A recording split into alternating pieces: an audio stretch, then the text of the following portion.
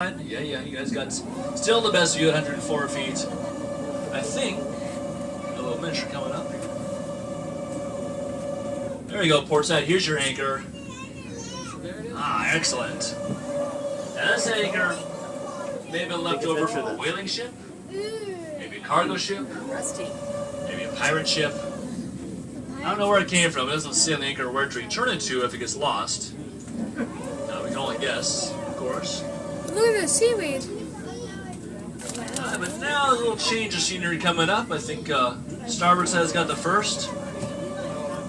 They're seeing a field of Halimeda algae. This stuff is full grown right now. It's about 6 to 10 inches tall. This is most of what the ocean floor looks like between the different islands. Fields upon fields of algae. Now this natural sunlight is hitting the leaves. Photosynthesis occurs, releasing very small amounts of oxygen, the same way that it works at the surface. On a more exciting note, this is also the domain of the rays. Looking spotted eagle rays, No, brown Hawaiian stingrays, giant big black manta ray. starfish, I think. Where? Last week we saw Rachel Ray and Ray Romano on the same dive. A big That was starfish, awesome. big starfishes. Purple starfish. And now here, they're hunting shellfish, mollusks, and other crustaceans cruising through the algae fields. But port side, you guys got this ridge of coral. Now with the Hawaiian Islands being volcanic in origin, you have to imagine that here underwater you also see the volcanic lava flows. This is one right in front of you. And this will flow maybe 30 feet, possibly. Oh yes. Yes, all the lava flowing down from the volcanoes here just made this ridge. Also, only about 8,000 years ago, this is all dry land. You can actually walk across this area. Let's change subjects. There's a big ball on that ridge. That's a pincushion sea star, or a shark's pillow star. A couple names for it. It is an echinoderm, which is Latin for spiny skin. Thank you. Oh, fishies. There you go. Now, port side, next highlight. This is the North Reef. There's another shark. This one's a little bit I see a larger trumpet than what we fish. saw before. Trumpet fish. Over there, look. See a trumpet fish?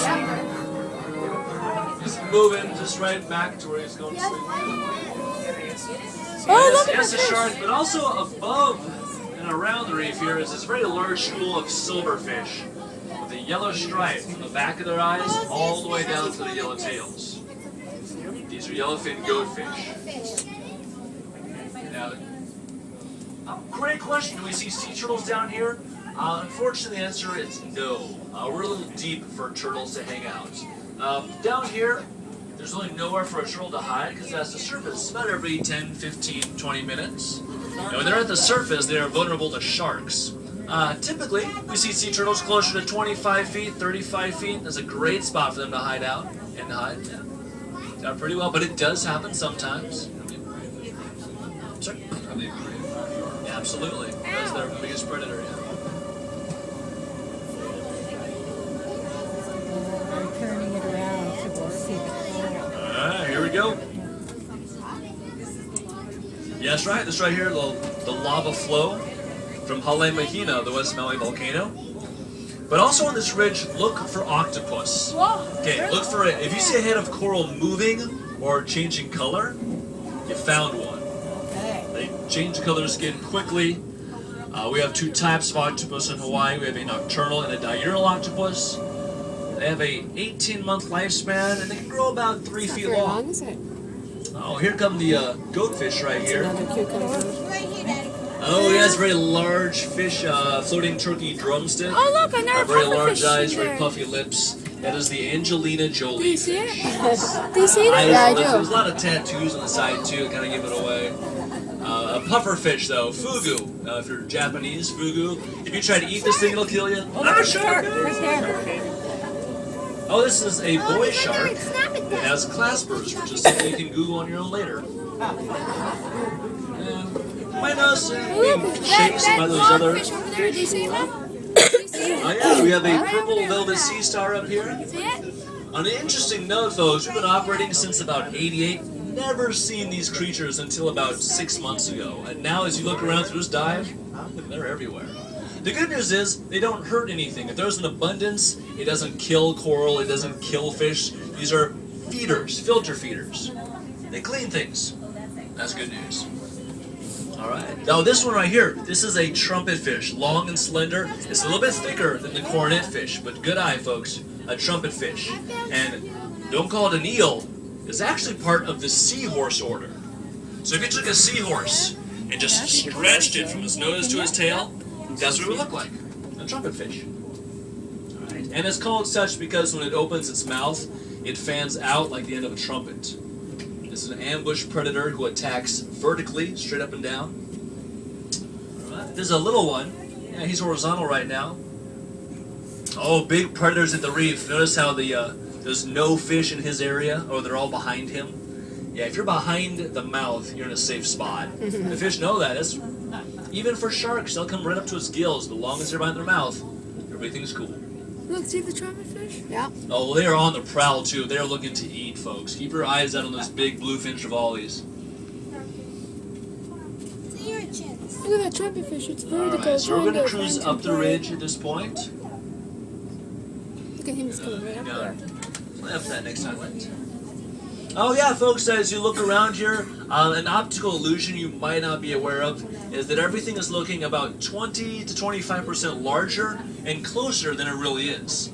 Now this has nothing to do with the viewport itself, it has to do with water's natural magnification properties. Okay? So, about 20-25%. But now that we're up the ridge, I can talk about coral identification. This is a very quick class, it lasts 30 seconds. Here we go. If the coral looks like bony fingers, it's finger coral. If it looks like cauliflower, it's cauliflower coral. If it looks like wire, it's wired coral. If it looks like antlers, it's antler coral. And if it's black coral.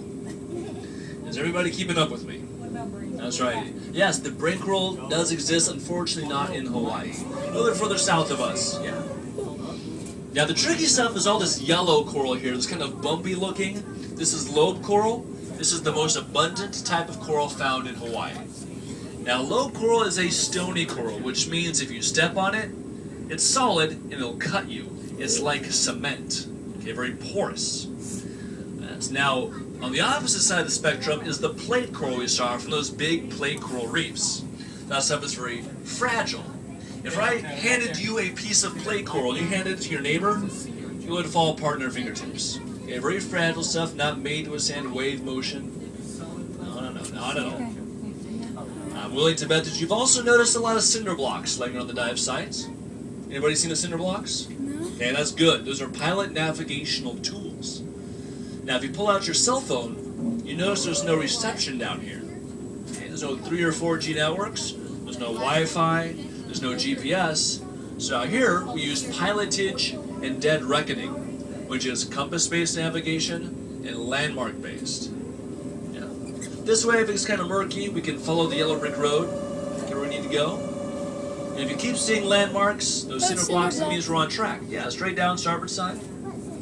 If you don't see a cinder block for a few minutes, that means we're exploring. Not exactly lost, we're just looking at something else. Alright. Now we are approaching our next highlights here. The starboard side so we get the first view. Okay, keep walking. Excellent, here we are, folks. This is the Carthaginian tube. Absolutely. Excellent, folks. Yes, the Carthaginian tube. Now, originally, this vessel's name was the Mary. It was built in 1920. Oh, look, a trumpet Kiel, fish. Germany, by the Krups Germania Werft. Right there? Yep. That company built the German U-boats for World War II and German artillery. And in 2013, the ThyssenKrupp Corporation, you might recognize them from elevators and other large ocean-going vessels. Yeah, but this vessel, once again, a cargo hauler, it was a sailboat. Oh, The Baltic Sea for about 50 years. Moving mostly dry goods. It's big. Now, in 1970, the paradigm shift from sailing ships to motor or engine-driven vessels was well underway. It was just more reliable to rely on the motor instead of the wind sails. Now, a lot of these sailboats were Oh, for look, there's sale. an angelfish. This one specifically It's upside down. was for sale in Denmark. See it? Yeah, very good. More shadow right Down there. there. You saw Finding Nemo. That was Gil from the aquarium. Yeah, Gil the aquarium. Yeah, not bad. There's another chubby fish. All right. See, Oh, no, this is a long story, folks. I want to tell you the whole thing. This is. Well, he's going to eat So, something, I think. As I said, this one was for sale in Denmark. The Lahaina Restoration Foundation bought it after a worldwide search. He's hunting. It took a crew 105 days to sail this from Denmark to Maui. Wow. They also passed the Panama Canal to save some time. Now, as soon as the foundation got their hands on it, they spent some time sandblasting it, kind of retrofitting it, reshaping it from this old 1900s cargo hauler into the facade of an 1800s trading vessel.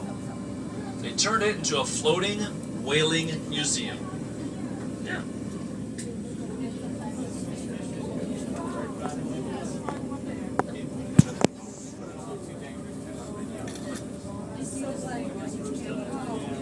Those are a type of parrotfish, I think. They're all going to over there, I think. Alright, so we're going to spin this big beast here. Now, you're going to notice the football-shaped fish next to us. Triangular tails. they're If you so look close. closely, they're all wearing a white lipstick. Kinda strange, right? These are sleek at them all. surgeonfish. You look right where their body and tail meet, you'll see two little protrusions sticking out. They're sharp as a surgeon's scalpel. It's their defense mechanism. It allows them to swim in the midwater column without getting attacked. Yeah, look on the bigger fish. They're much more visible.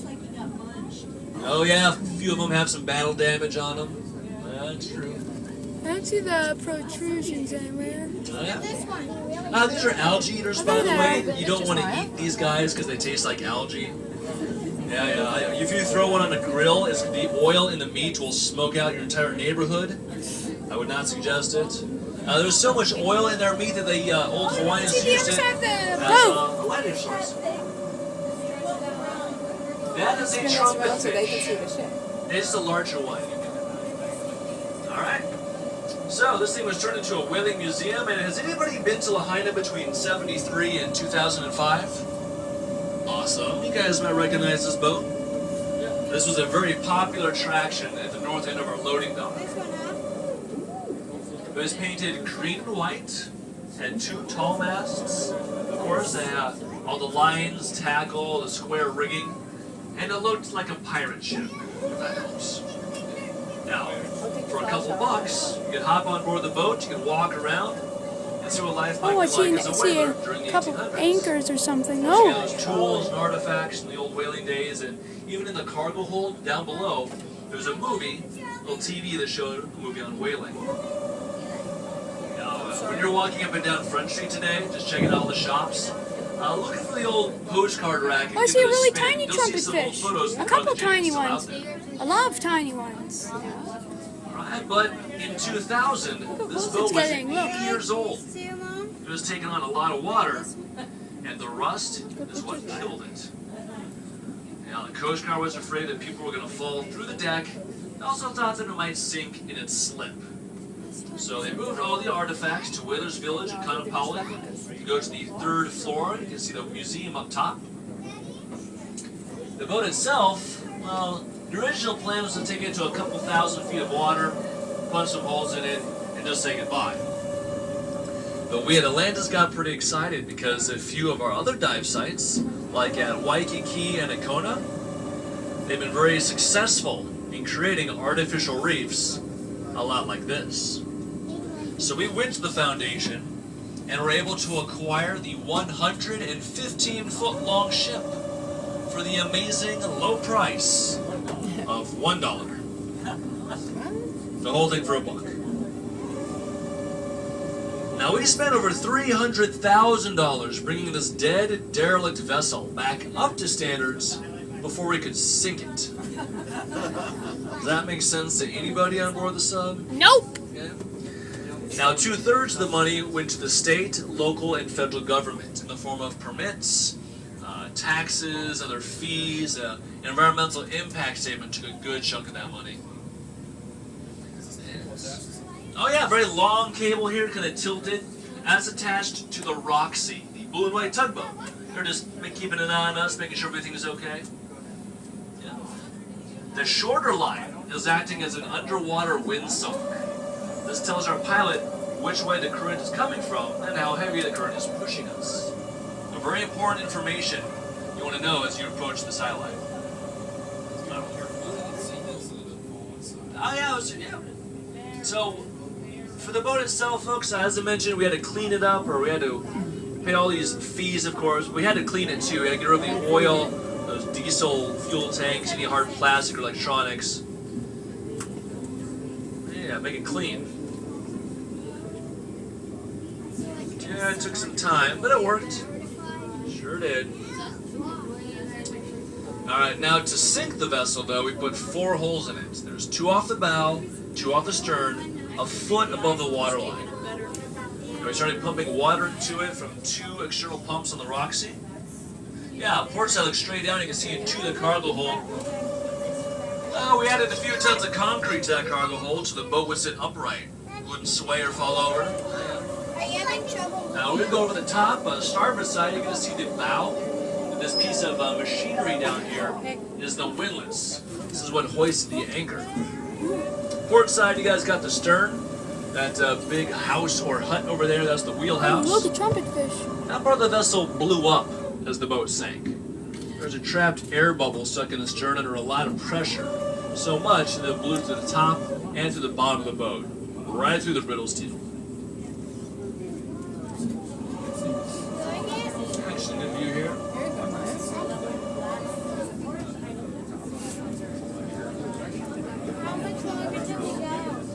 I don't care. Oh, look, there's a piece of coral on the rope. I know, I saw that. The fish are eating out of it. Yeah, they are. They're trying to make it Excellent. go. Folks, look at the depth gauge is 75 feet. The bottom of the Carthaginian sits at 96 feet, which means you can dive the wreck. Yeah. It's free to the public. But it's also in 96 feet of water. This is an intermediate dive. You can only sit in the sand down here blowing bubbles for about 20 minutes because after that, you've taken in a lot of compressed nitrogen from your tank. Now your body will process this nitrogen, but it happens at a slow pace. If you surface with all this extra nitrogen floating around, it collects in your joints, like your knuckles, your elbows, your knees. You get a very serious decompression sickness called the bends. But it's really easy to avoid. It takes a little bit of training. You just follow your dive plan, you'll be just fine. Alright, we are spinning around. I'm going to swap the views, go over the top one more time. And this is a maneuver we couldn't do a year and a half ago because at that point the masts were still standing. Now, they were so tall, so you had to chop them 40 feet from the surface. Alright, here we go, making the move.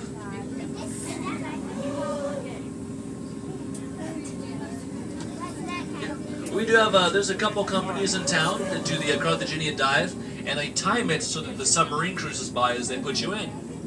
Really ups the James Bond factor. Pretty gnarly. Alright, here we go.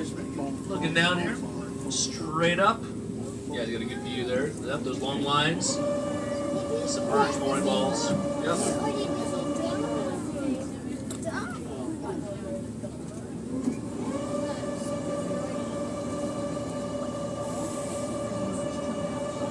Cruising ahead here, 72 feet. I can't get a good picture. Alright. Alright, we're going to peel away from the Carthaginian, cruise out to the next highlight.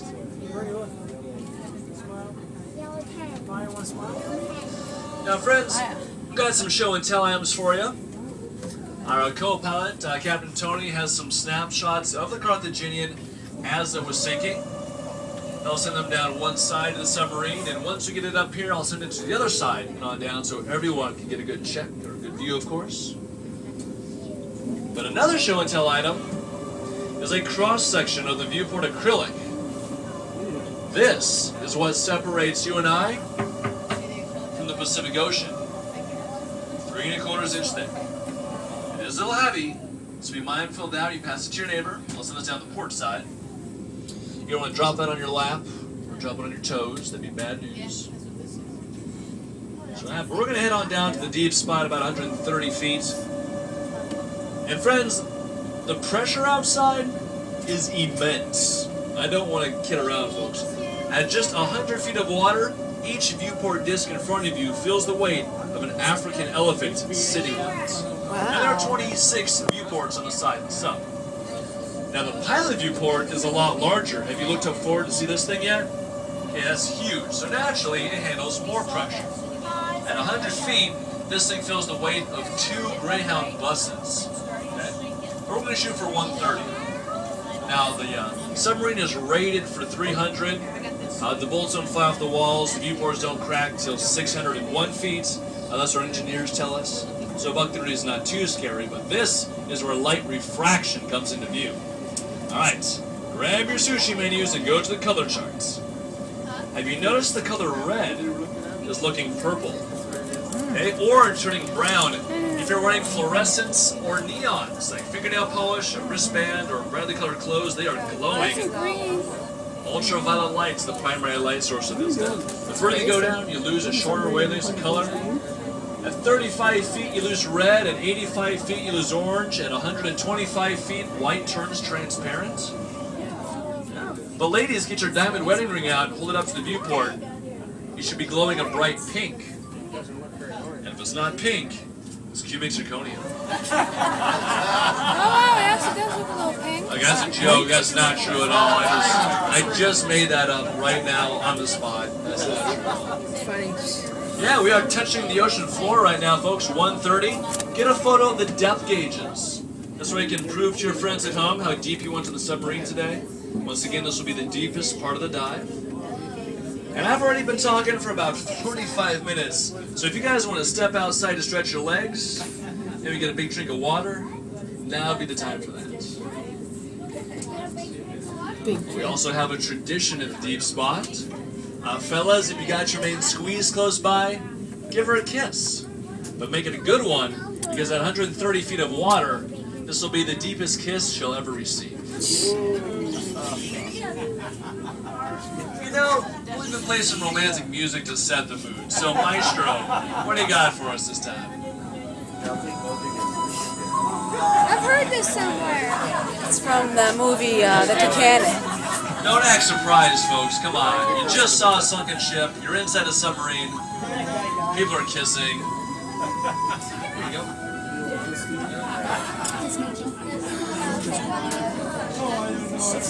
Aquatically themed love song. You're so surprised. Really? I don't think so.